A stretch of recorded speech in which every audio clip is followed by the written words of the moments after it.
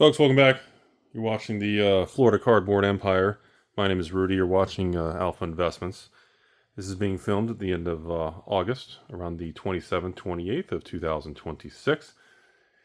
As a friendly reminder of dates, times, and prices, we're discussing all this. I have not filmed at this location for quite a while. I think I did one video here maybe a month or two ago, maybe a couple months ago.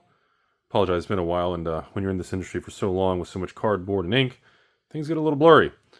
So we return to the cold storage, the cold wallet of modern Pokemon ancillary products, accessories, and different things from the Sword and Shield and, well, I guess the end of the Scarlet Violet era. If you guys are always faster before I walk into frame, let's see over here, we've got earlier stuff. On the left side, that way we have the end of Sword and Shield. So you got the Crown Zenith ETB cases over there. Then going into your 151 Blooming Waters, there's two pallets there. And of course, you've got ETBs. On the back row, way back there, I think it's like 3 aisles back from 1, 2, 3. That would be the Sword and Shield ETBs. I think those are Silver Tempest. Obviously, that's marked. So everything from here to the right, that's I think it's 2,800 Lost Origin ETBs, which I knew something was going on because I've been getting messages on that. And the reason I came over here to film was actually not because of this, not because, well, we'll talk about 151. It's been a little while since I've done a Pokemon video. But actually, the reason this video is happening is because of that. Oops, sorry. Because of that. Right there. So, welcome everybody.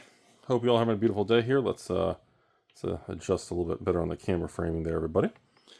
And I hope you're all having a beautiful day out there as we get ready to head into September of 2026. Time flies. The days become months. The days are long, but the years are short. It's kind of how it feels. So, there's a lot of things to get into. Okay. I was going to kind of do a little follow-up on the 151, which I guess we'll have a little bit of a longer video. Let's have a 30-minute talk, everybody. So, there's a couple topics I want to hit today. That is the 151 situation. I want to go back to the end of this Sword and Shield, specifically Lost Origins and Crown Zenith. I couldn't get to the Crown Zenith, and I'm too lazy to move and get a pallet jack, so you guys just have to visualize the Crown Zenith with me. So we want to talk about that with the 151, Crown Zenith, and Lost Origins. Then I want to jump over to this thing, because I'll be honest with you guys, Paldean Fates. I always know when something's going on. Not because I'm smart, not because I have a passion for Pokemon, because the Scalper Scanner 5000 starts to go off and you all start blowing up my messages. And I know because I wake up and I start scanning through patron messages and start replying to everybody. And all of a sudden I see, oh, Paldean Fates. Well, no one's asked about that in a while. Oh, a second page. Wow, 3? Okay, 4, 5, wait a minute. 10, 12 wait, really? Really? 20 messages overnight of people asking me, Rudy, give me a price. I'll pay full market. I'll pay you. I don't care. I would like to know what a case of Paldean. I was like, okay, something's clearly going on.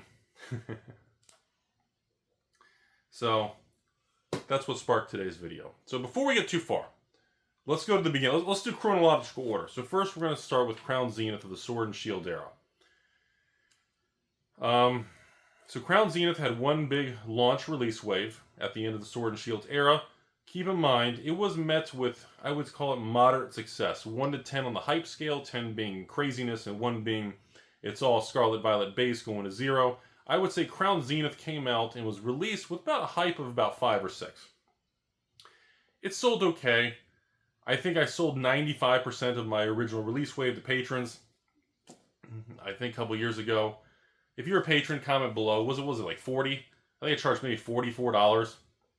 But I sold by the case. So people bought cases of Crown Zenith ETBs. Probably $440, $450 shipped or something. Comment below if it was $430 or $460. I can't remember. And then I'd say maybe 3 to 6 months later, we had the second wave of Crown Zenith hit the market in the ETBs. Now that was an interesting moment because that was a moment we were already in the beginning of the Scarlet Violet era.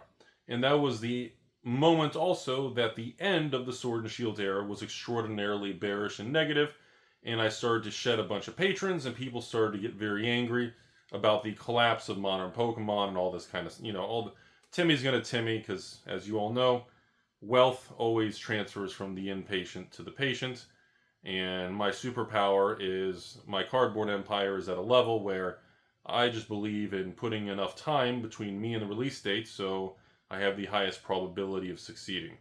So by the time, you have to understand the context of these stories. And when Crown Zenith Wave 2, the final wave, actually released, because that had released at the beginning of the Scarlet Violet era, SVO1-2 era, understand, ladies and gentlemen, that the bear market was in full force. So because Scarlet Violet base was so overprinted and so negative, I was stuck with my multiple pallets of the base booster boxes and ETBs. So when the Crown Zenith Wave 2 hit, most people were angry at me for selling them cases of Crown Zenith at $45 an ETB or $4.50 a case, plus or minus, a couple dollars.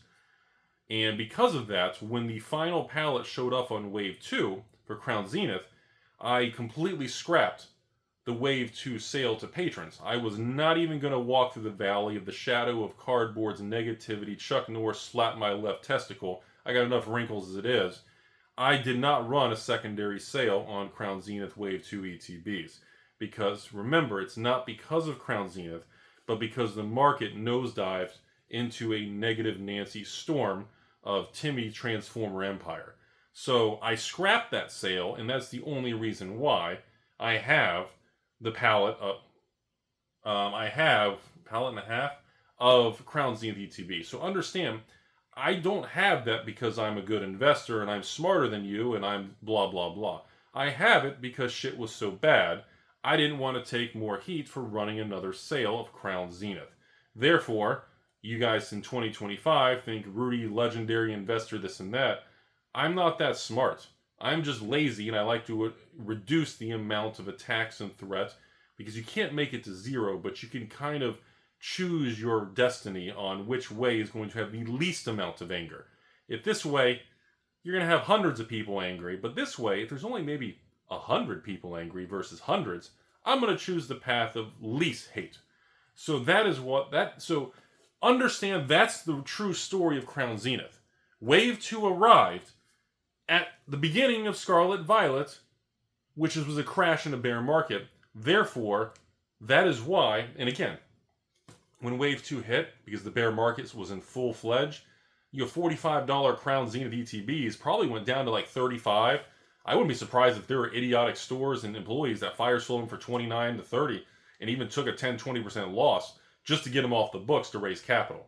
Because don't underestimate the grip and strength in the blood in the street of nasty market conditions. Now, most of you watching this video have not been in this industry past 12 to 18 months. According to YouTube algorithm, most people who watch this channel are not subscribed and they're newer, younger people. Therefore, most of you don't even know what markets are like past 6, 12, 18, 24 months. So that is the real story of Crown Zenith that I wanted to have on record for this video of Rudy's life type thing. So I want people to grasp when you see Crown Zenith ETBs at, are they still 200? Are Crown Zenith ETBs like 200? Well, if you want Rudy's advice, no, I'm not selling any. And if you want my advice, I would go online and I would buy Crown Zenith ETBs from other people at the $200 price point. Those ETBs will be $300 to $500, and cases will probably eventually hit $5,000 plus for sealed cases. That is my long-term advice to you all. I'm not really looking to sell them. I'm sorry, patrons, but there's not going to be a Crown Zenith sale coming up anytime soon because, again, it's a very toxic love-hate relationship I have with certain products because of the history of it, and I'm not going to dig it out over there. I'm not going to spend a day moving everything just to get that shit out. Whatever, who the fuck cares? Next, moving on. Before we go to the newest thing of Paldean, let's finish our conversation of Sword and Shield from years ago. Let's go, let me not step on anything. So let's go back here to the infamous Lost Origin, the infamous. You guys are going to make fun of me. One of the reasons I bought a lot of these on the clearance and the reprint was because I love black and red. I thought the black and red was one of the coolest looking ETBs I'd ever seen in my life. That was actually one of the reasons I bought a lot of it. Shows how smart I am with Pokemon. I tell you guys all the time, I am not a passionate Pokemon player collector. I am a Pokemon long-term investor businessman that's been doing this for a long time, that's made a lot of mistakes, learned from my mistakes, and I like to share real-life lessons with you all. And many of you all give me way too much credit for being smart in Pokemon versus just applying risk tolerances and, well, history and previous experiences to my choices. That doesn't make me super polished. That just makes me have a lot of life experience, which to newer people, you guys think that makes me look smarter than what I am. So, Lost Origins. This particular situation here, these things I just found out because I had a patron ask, can I buy a case of Lost Origins? And I was like, holy shit, those things are $130 in ETB? Holy smokes, and by the case, they're like $1,500 a case? I did not know that. I've offered this product 3 times to patrons for as low as 25 in ETB and as high as about 45 in ETB in the past few years. I don't have another sale coming up on this one anytime soon. I will tell you what sales are coming up in a minute, but I just wanted to share. I had 5,000 of these. I did sell 2,000 to patrons in the last few years for, again, that 25 to 45 range, depending on which sale you bought on and how many you bought, if you bought a case or multiple cases from me. I don't have 5,000 of these anymore. I am unfortunately down to about 3,000. So I do cry myself to sleep every time I think about that as I eat my royal tacos and waffle fries. I just want to comment, with Lost Origin booster boxes continuing to skyrocket to the $1,000 plus a box, as I told you all would happen the last 2 years. I told you to buy at 100, I told you to buy at 150, I told you to buy at 250. When it hit 300-400 with Lost Origins, I told you to buy again. When it hit 500-600, I looked at you and said, why the fuck do you watch this channel if you haven't bought by now? And at this point in time, it's almost 1,000. And I guess I'll say it again. You should probably buy Lost Origins for $900 to $1,000 with tax and shipping. It still is going to go higher over the next 3 to 5 years. Even if we have a crash and it goes back from 1,000 to 500 and you missed out, you can buy more and adjust your cost basis. But if you have the balls, the patience, and the wrinkles to outweight most other short-term dumbass humans in this world, you can outweight everybody, let the stores attack each other, let the stores undercut each other, sit in the corner, always eat a nice chicken sandwich and get some nice steak and meat and hamburgers, and after that, well, when everybody's done attacking each other, you can kind of say, oh, the smoke's cleared up, all the stores done undercutting each other to make $1 a piece. Okay, we can return now. And because of that, side effects like ETBs like this are now incredibly rare and incredibly expensive.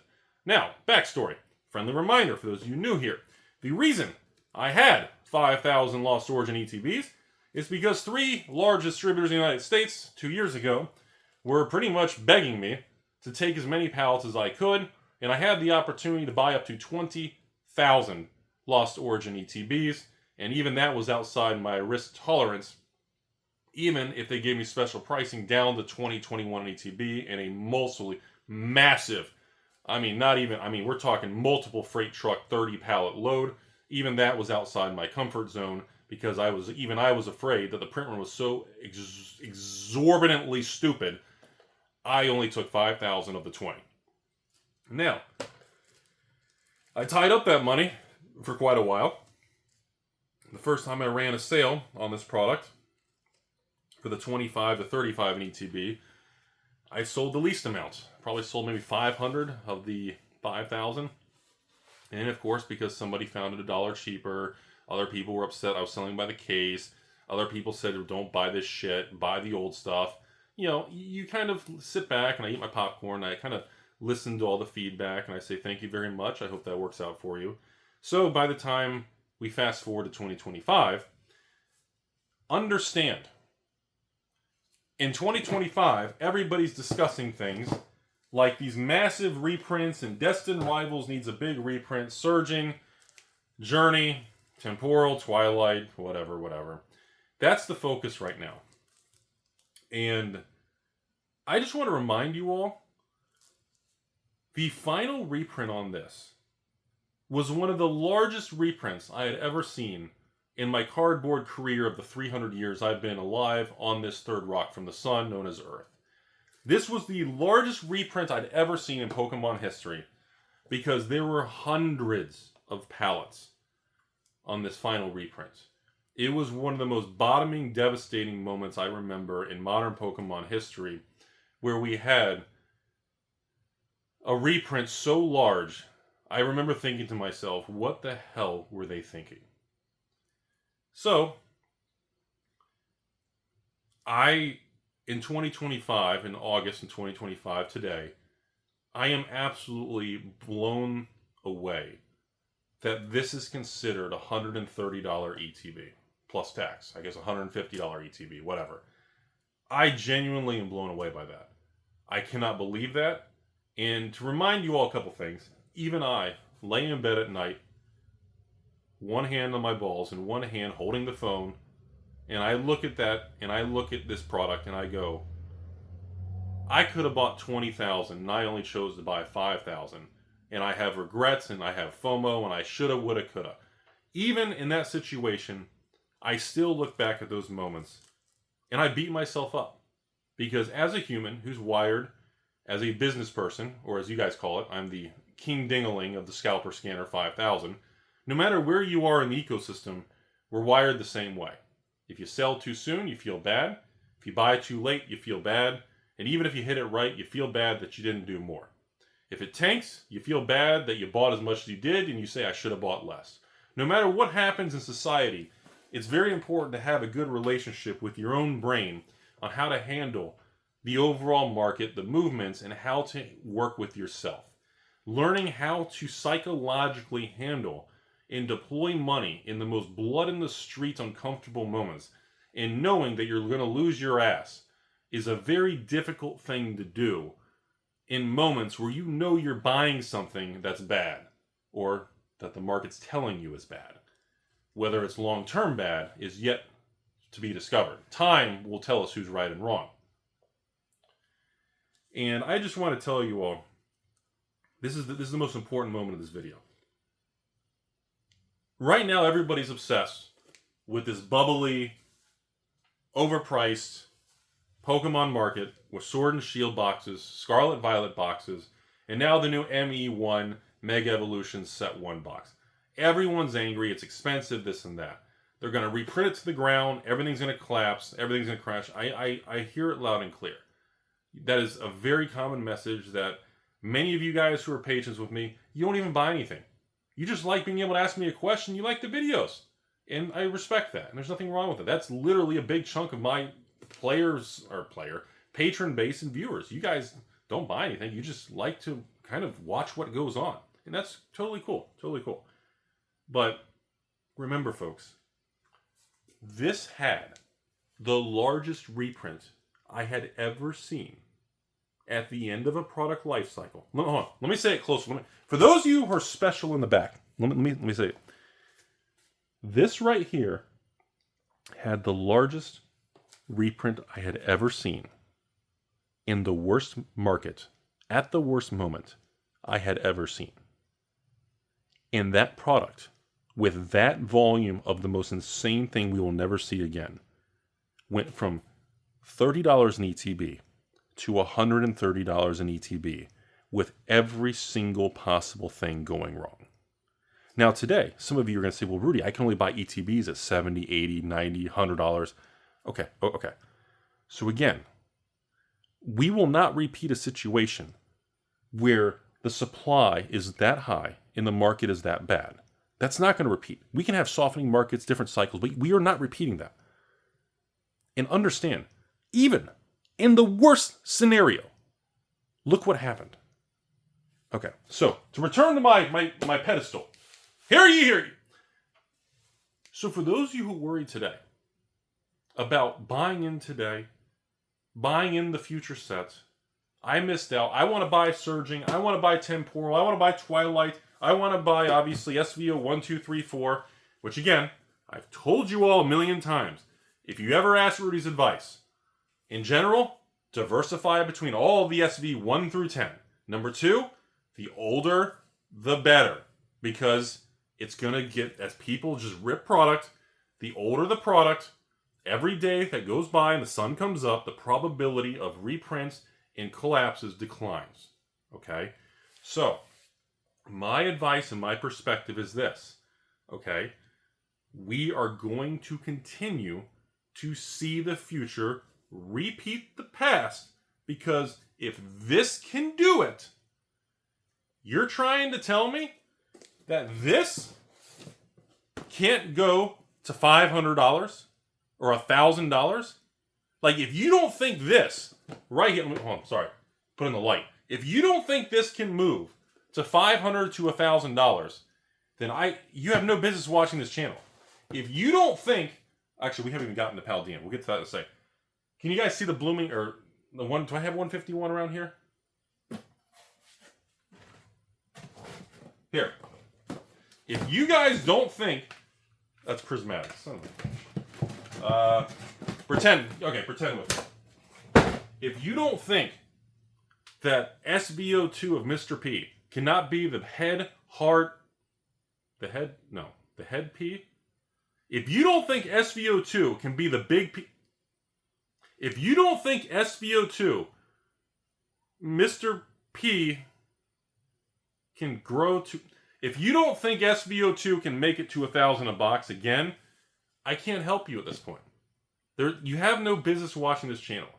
If you're angry and you're boycotting Pokemon and you don't understand the way a collectible card game works, if you don't fully grasp market conditions, if you don't fully grasp the way collectible card games work, this is not a living card game. This is not a game piece situation. If I go and I want to play Monopoly, I buy the Monopoly game and it has all the pieces. I don't keep buying Monopoly games hoping I open the board game and there's a boardwalk and park place inside the Monopoly game, because it's a living card game. Living games have everything you need out of the box. Collectible card games with randomization are designed to create secondary market value, designed to create a psychological response between the gambling of the brain and the chase of the human mind, and the hunter, gatherer, hoarder. It is designed to work in the way the brain is wired. Hence, why majority of the market in collectible card games is dominated by males. I know the male-female conversation is very complicated nowadays, and it's very confusing, and I know we don't know what's what anymore, but again, men and testosterone are more attracted to the hunt, the chase, the drive, the hoarding. That is something that is more dominantly just covered by men. If you don't believe me, go to any show, convention, look at all the owners, look at the business. Now again, there's always exceptions, but I'm talking about a law of large numbers. It's going to be tilted in one direction because that's what is attracted to it. That is the type of brain wiring that people really find. They just are allured to it. They're attracted to it, you know? Things are not going to change, folks. Okay, now, let's move into the next part of this video. Paldean Fates. So, this was a funny little thing, okay? I remember, this was the one with like the weird ETBs with the Pikachu, who was like smashed, or somebody Chuck Norris the Pikachu in the face. Wasn't that Paldean? It's like a purple ETB, or somebody punched him. So, Paldean's a weird story, everybody. So, Paldean came out right before the market went crazy, and it did pretty well. It did better than, whatchamacallit, the end of Sword and Shield. Oh my god, Crown Zenith, sorry everybody. Paldean did better, because Paldean came out already in the time when the market had already bottomed, and it was starting to kind of have an upswing. It wasn't booming yet. Remember, the actual time when the actual bull market kicked in Pokemon was actually the launch and right at and before and after Twilight Masquerade hit in the SV era. So at the beginning of SVO 1, 2, 3, 4, 5, the bull market was, at its worst on SVO 1, 2, 3. Actually, and by SVO 4, Scarlet Paradox, it was a shit show. By SVO 5, we had tremendous print run cuts on Temporal, and then by SVO 6, we had Twilight, and I'm hoping I'm not mixing those up. So by the time Twilight hit, the market had turned right during the moment when Pokemon was reducing print runs, trying to recover and pull out of the crash. So we had the perfect storm for that. So again, Paldean came out. I think Paldean's like what? Scarlet Violet, 3.5, 4.5? It's somewhere in that area. So Paldean had released already after the crash, when we were slightly moving up, but not quite into the frenzy mode. So at release on a scale of 1 to 10, Paldean was like a 6 or 7. It did quite well at release. I think Paldean, was that Bubble Mew? Isn't there a crazy Charizard in that set that's really cool looking? There's some cool shit in this. I'm not gonna lie. Okay? And Paldean never really had a major reprint. For whatever stupid reason, unlike other products, Paldean had some little things in booster bundles, but like, it never had a tremendous reprint because, again, the timing of that release was right when Pokemon was cutting print runs at Temporal Twilight because they really wanted to pull the market out of bear territory and make it into a frenzy again. So they really were throttling back, and of course the market turned. By the time Pokemon adjusted, Paldean got a weird place. So again, to answer your questions, Rudy, what do you think of the Paldean situation? I don't know if Paldean's going to get a reprint or not. It's getting pretty old. The odds are not looking good. If it does, I'll be blunt with you guys. If Paldean Fates gets a reprint, you need to buy the shit out of any dip there is. Like, if there is a Paldean reprint, and I can go from just having, like, just this to, like, a ton of product, I'm going to do it. I don't care if I have to overpay for it, because that is a tremendous opportunity. I don't think it's going to happen, but if it does, you all should buy the dip. I don't think it's going to happen. So, moving on here, I want to touch on one or two more things before I kind of go over some... I'm going to leave that at the end of the video, because I know most of you guys won't stick around. The 151 situation. I don't think I have any 150... I don't... Do I have 151 around here? Who runs this? Does anybody have 151 around here? Yeah, well, not the greatest, but whatever. Good enough. Here you go. Poster collection. Oh my god, a whopping 3 packs. So, anything related to 151, if you want my honest opinion, 151, I believe, is at the tail end of its life cycle, and I personally believe 151 is already bottomed. If you don't have exposure to 151, this is a major, major product for long-term holding. If celebrations and other eras of Pokemon, Paldean, different, can start performing, 151 is even better than Prismatic. It's older. It came out at a time when print runs were lower, and they've been randomly trying to reprint small things to help it.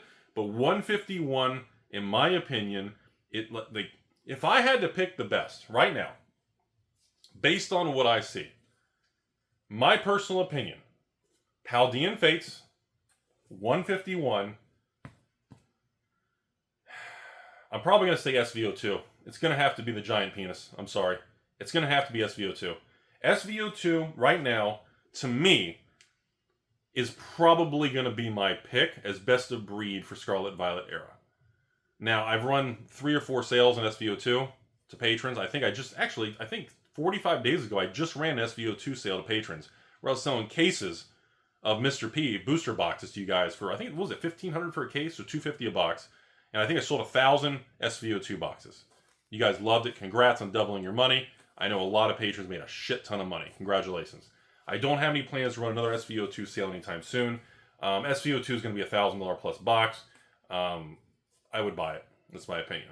So we have now, there is also a good probability that we're going to see another random Scarlet Violet era product that's going to probably spike in value that no one sees coming. And my vote for that, and I know you guys are going to laugh your ass off, if I had to predict what's the highest probable, or not highest probable, what is the most surprising product in Scarlet Violet that could actually have a price swing and catch everybody off guard, in my opinion, I'm going to say SVO3 or 4. It's either going to be the Charizard Obsidian Flames booster boxes or Paradox Rift. My vote right now would be set 3 or 4 of Scarlet Violet is going to be the surprise one. My reasoning behind that is because those are not held as much, and those were not speculated on as much. And both of those already had major reprints, and to my knowledge, as of now, there is still no additional booster boxes of SVO3 or 4, actually 1 through 4 coming. And SVO2, Mr. P, everybody already knows, it's already moving up. SVO1 base is already moving up, everybody knows. But if I think 3 and 4 are probably going to be your shockers, your surprises. SVO2, everybody knows the giant penis is going to win. Like right now, everybody knows that shit's already moving. There's no surprise there.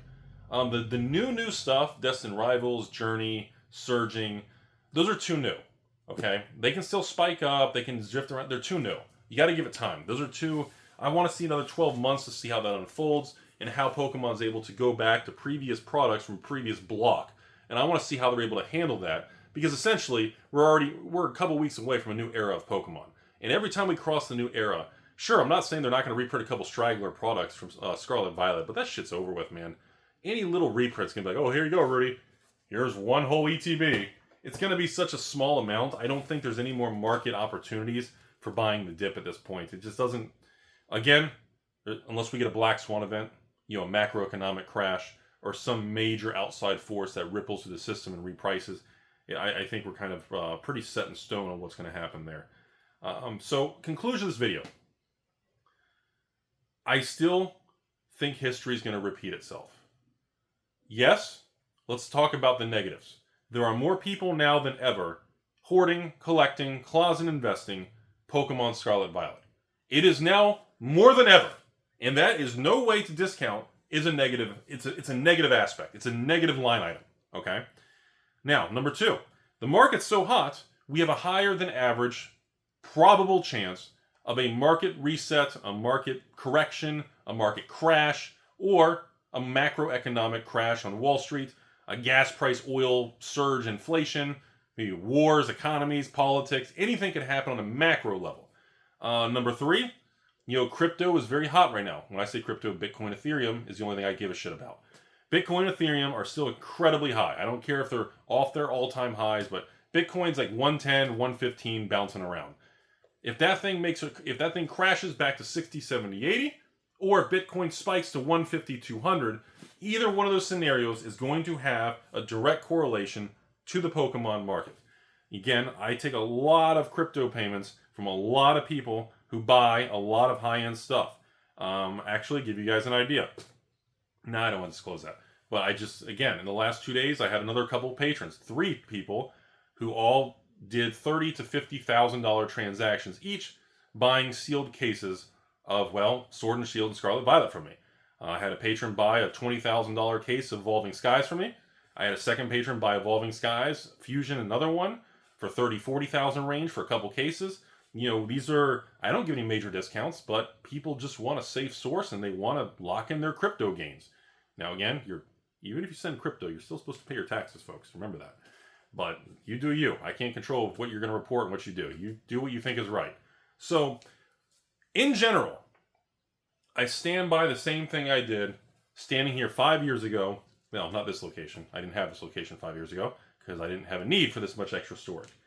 But I'm going to tell you all the same thing I said in 2017 with the Rudy Pokemon bathroom, the 2020, the Roaring Skies reprint of everybody making fun of me, all the way to the Forbidden Light Ultra Prism era of 2018, into Sun and Moon, all the way into the COVID era, all the way into the crash, all the way into the Scarlet Violet, base and Mr. P and all this stuff when everything was shit, blah, blah, blah.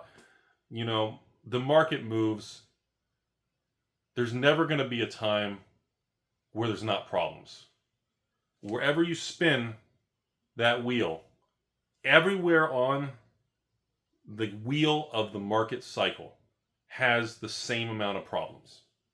If the market crashes, we have a certain type of problem. If the market booms and is FOMO, which is what we're seeing now, we have a different type of problem.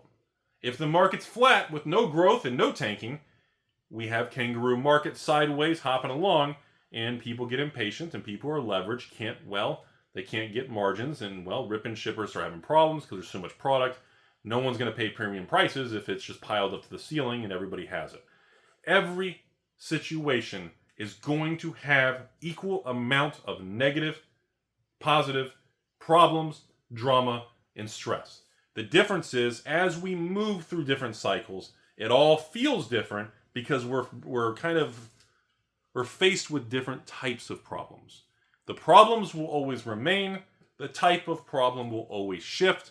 And for those of you who are always trying to run a business, sell Pokemon, rip and ship, flip things, giveaways, contests, sweepstakes, whatever the shit you're in. Remember, folks, this market is a spinning door. People always join this industry, and they always leave this industry with an average lifespan of 4 to 7 months, with the average being 6 to 9 months, probably 6 months, I would say. So remember, folks, whatever you do today, in 30 days, 60 days, 90 days, 1 year, and 5 years, no one's going to remember, no one's going to give a shit, and the customers you think are special are most likely going to be gone. So you must face your business, you must handle risk, you must avoid, and not, if you feel a customer is uncomfortable, if someone's doing disputes and chargebacks, I feel bad, we all deal with it. If you have bad people, you know, the best thing you can do is get rid of them. They may be good people or bad people, but if it's outside the risk tolerance, if their behavior is erratic, or if your instinct is simply uncomfortable, there is nothing wrong with declining to do business with people who are higher risk. So remember that, everybody. So as I leave you all in this video, I want to say this at the end of the video. This weekend, we got some really cool patron sales coming. Per the request of you all, I know, I waited to the end of the video here. The patrons, so many patrons are asking me for Magic the Gathering collector boxes. I'm going to be doing, on tomorrow night or Friday, whenever you watch this, we are actually doing a 6-box variety Magic the Gathering collector box throwback sale, which is going to be thousands of dollars, and it's going to be a really cool experiment. And to see, so many of you all keep asking me to sell collector boxes, and I'm doing private deals. I was like, fuck it, we'll run a regular sale and let everybody have a fair chance, and let's see how many sell. So I have a Magic collector box variety sale coming up. It's got new things in it, like Outlaws of Thunder Junction, and it's got older things in it, like Wildsville Drain Collectors. Those are $1,000? Jesus, Wildsville Drain Collectors are $1,000. Still going to go higher. Should have listened. Number 2, we have the reprint, finally, of Lost Caverns of Ixalan, the Commander decks. Finally, going to be having, this is the time to buy stuff like that. The reprint's so small. Saturday, we're doing that. And I think Sunday, it's not confirmed, but I got it narrowed down to 2 possible options. One, we're going to do a little throwback special sorcery alpha box with some playmats and cool things as a special throwback, getting ready for Gothic coming. Or if I can't get that lined up in time, we may do a surprise little Pokemon sale. So I haven't decided yet as we go in the end of the month. And remember, folks, buckle the fuck up, Buttercup. September is coming. And for those of you in the back that you're special and slow again, September, there's going to be tremendous opportunity. Remember, folks, whenever we hit a main moment like this, and we have a new Flesh and Blood Super Slam, Pokemon Mega Evolutions, we've got Magic the Gathering Spider-Man, we're supposed to have reprints finally arriving for some Magic play boxes. Remember, folks, with this much money and product coming, there's going to be opportunities that other products from the past are going to dip in price as stores are forced to liquidate and managers tell their stupid employees who don't know what they're doing and they just say, yes, boss, they're going to list random things online to raise capital, get it off the books. And those are the moments that you need to pay attention and buy up other inventory from other stores who don't know what they're doing, who are undercapitalized, and are not prepared for the long game. So whenever we have tremendous drops and major launches in the industry, it always breeds short-term opportunity. My advice in Magic the Gathering, go for other play boxes. Thunder Junction, Karlov, all-time high. Duskmourn, go for really good shit for play boxes. Collector boxes, Duskmourn, Aether Drift, Karlov Manor, Thunder Junction, Assassin's Creed, any of these things. Go look for dips, even if it's 10% off. These are the times to do things when stores are raising capital. They are only selling to raise money to pay their bills over the next 30 days. This always gives you a nice little dip, a little opportunity to scoop up some straggler inventory. So my advice on that stuff, Magic, definitely go for it. Commander decks, play boxes, collector, any of these things was a little reprint, a little drop, that's the time to move in. That is the time to move in. Pokemon, same thing. If we get little reprints, restocks on anything, if there's a downtick, if you see Destined Rivals at, $350 a booster box, if there's a little reprint, anything, and it goes from $350 to $299, anything, that's when you move in. Because that's what I'm going to do. That's what I'd recommend most people do. If you're serious about this industry long term, and you are trying to really go the long game, and you're trying to be crazy like someone like me, that's where the real wealth is made. I mean, sure, you can flip things. You can buy a $300 box, sell it for $350, $400, shipping fees, make 10, 20, 30, 40 bucks, run to your Target, push the kids aside, throw all the babies inside the shopping cart, grab them off the shelf, run to the checkout, flip it on TCG Player, maybe make 200 bucks. Yeah, you can make money like that. And that's a real thing. It's kind of scummy to do that. I don't recommend it, but it's a real thing. It's going to happen. It is what it is. But the real thing is if you can, anybody can flip to hold the product. Let the idiots flip. Move in the future, and you have situations like that. You have situations like this, and that's where you don't make $20, $30. That's when you make fucking real wealth. Hope you all have a beautiful day out there. As always, thank you for watching the channel. Remember, folks, this channel is sponsored by me, you guys watching the channel, the patron army, and I don't accept outside sponsors, so thank you very much, everybody. Hope you all have a beautiful day.